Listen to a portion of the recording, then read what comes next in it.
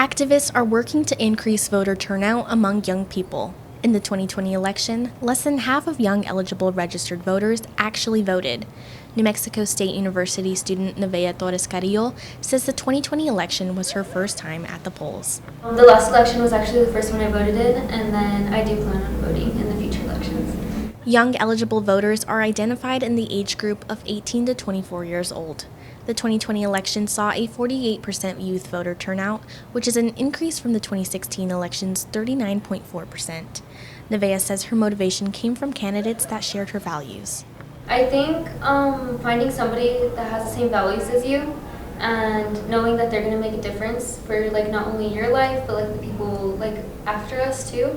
So I think it kind of motivates us to go out and vote, to have our say-so just by filling out a piece of paper. Studies have shown that young eligible voters can be socially influenced to vote, meaning that if their friends don't vote, then they won't vote. Nevaeh doesn't see voting as a trend. I don't think it should be a trend. I think it should be whenever you feel ready to vote, because it shouldn't be based on what other people are doing or what other people believe either. Social media plays a big role in civic activism, but students say the motivation to vote goes beyond what they see on their social media feed. NMSU student Paige Estrada says like other generations, hers is fighting for change. I think something that has really encouraged us, it sounds crazy, but it's definitely not social media that's influenced us. It's seen that we want to make a change in our future, and for those after us as well, our future generations, we want them to have a change. And in order to have our voice heard so we can progress and keep moving forward rather than being held back, and also let minorities also have a voice as well, which I think is really important too. But to vote for change, you have to learn which candidates are pushing for change. NMSU student Baca says gaining access to candidate information is easier than ever.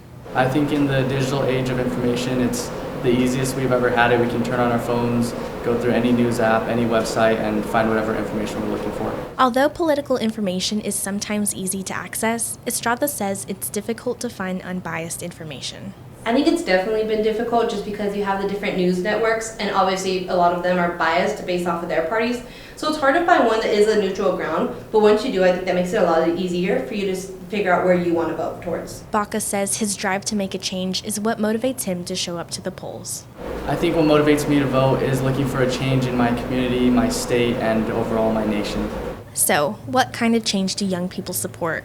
A Harvard University poll of 18 to 29-year-old Americans show a majority back progressive values, with big increases in that support over the last 5 years. An 18-point increase in agreement with the statement that the government should do more to curb climate change, even at the expense of economic growth. 55% now support that statement. A 16-point increase in agreement with the idea that the government should spend more to reduce poverty. 61% now back that policy. And a 16-point increase in those who say that basic health insurance is a right for all people, and if someone has no means of paying for it, the government should provide it. 64% now support that idea. For KRWG Public Media, I'm Sarah Rodriguez.